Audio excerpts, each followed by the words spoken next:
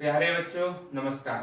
मैं अंकित दुबे आपका स्वागत करता हूं स्मार्ट स्टडी बाय अंकित पर। आज समास की लास्ट पार्ट होने वाला है जिसमें हम बात करने वाले हैं तत्पुरुष समास के बारे में, जिसको मैंने बताया था कि ये सबसे बड़ा समास है तो इसको सबसे लास्ट में कराएंगे और आज ही खत्म करा देंगे। तो देखते हैं तत्पुरुष समास। जो भी नए हैं चैनल को सब्सक्राइब जरूर करना। क्या कहता है? जिस समास में उत्तर पद प्रधान होता है, ये याद रखना है आपको कि उत्तर पद प्रधान होता है तथा दोनों के बीच कारक का लोप होता है, यानी कि कारक आता है। कारक के लोप के आधार पर 6 प्रकार का होता है। कौन कौन सा? पहला होगा कर्म तत्पुरुष। कौन सा होगा? कर्म तत्पुरुष।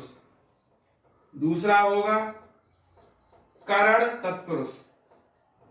करण तत्पुरुष। तीसरा होगा संप्रदान तत्पुरुष। संप्रदान तत्पुरुष। चौथा होगा अपादान तत्पुरुष। पांचवा होगा संबंध तत्पुरुष और छठा होगा हमारा अधिकरण तत्पुरुष।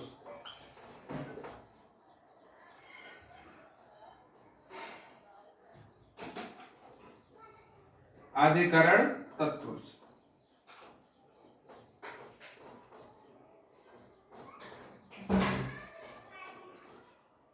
क्या बताया?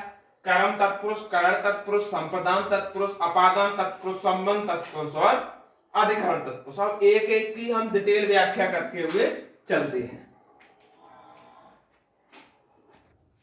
देखिए पहला पार्ट चल रहा है कर्म तत्पुरुष समास। इसको मैं आपको कर्म कारक से जोड़कर पढ़ाने वाला हूं। तो विभक्ति कौन सी आती है? आप बोलेंगे इसमें को विभक्ति आती है। विभक्ति कौन सी आती है?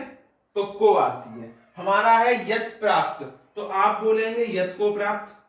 क्या? यश को प्राप्त।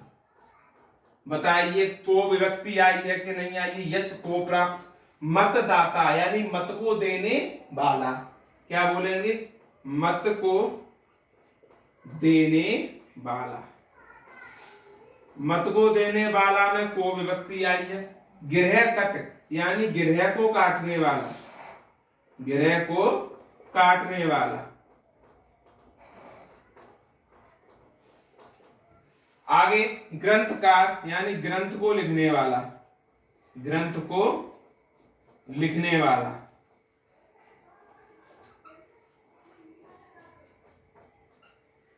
माखन चोर, माखन को चुराने वाला।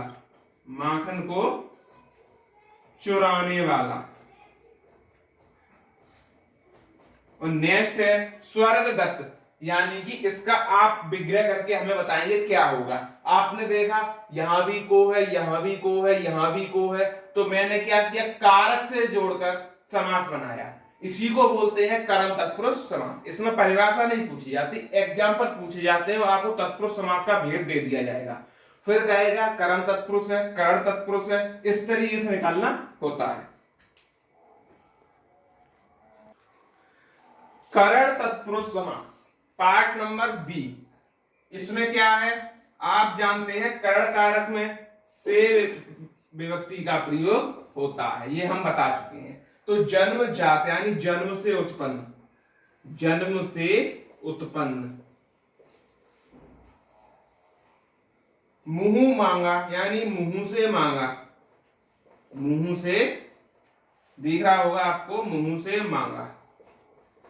आगे है गुणहीन यानी गुणों से, गुण से हीन। सीधा सीधा हो जाएगा इसका। आगे है शोकाकुल यानी शोक से आकुल। क्या हो जाएगा? शोक से आकुल। अगला है करुणापूर्ण यानी करुणा से पूर्ण। क्या होगा? करुणा से पूर्ण। और ये क्या होगा? कष्ट साध्य। इसको भी आपको कमेंट बॉक्स में बताना है, जिससे कि ये कंप्लीट हो जाए कि आप सीख रहे हैं। अगले पे चलते हैं। संप्रदान तत्पुरुष। इसमें विभक्ति यूज होती है संप्रदान कारक के लिए, के लिए, तो हम के लिए विभक्ति का यूज करेंगे। हथकड़ी यानी हाथ के लिए कड़ी, क्या हो जाएगा? हाथ के लिए कड़ी। आप बोलेंगे हाथ के लिए कड़ी। युद्ध भूमि, युद्ध के लिए भूमि, युद्ध के लिए भूमि, इसको बोलते हैं युद्ध भूमि। प्रयोगशाला यानी प्रयोग के लिए शाला, प्रयोग के लिए शाला। और आप इसका कमेंट में फिर आंसर देंगे यज्ञशाला का क्या होगा, और हमें यकीन है आप दे देंगे। अगले पर चलते हैं। अपादान तत्पुरुष यानी से अलग होने के लिए, यानी अपादान कारक की विभक्ति का ही इसमें यूज होगा। धनहीन, अब इसका क्या बनाएंगे आप? धनहीन का बोलेंगे धन से हीन, क्या बोलेंगे? धन से हीन, यानी धन उसके पास नहीं है, वो धन से अलग है। जलहीन, जल से हीन, यानी हीन का मतलब आप अलग होने से समझेंगे यहां पर, इसलिए यहां पर सीधा सीधा बताते हैं। भयभीत, भय से भीत,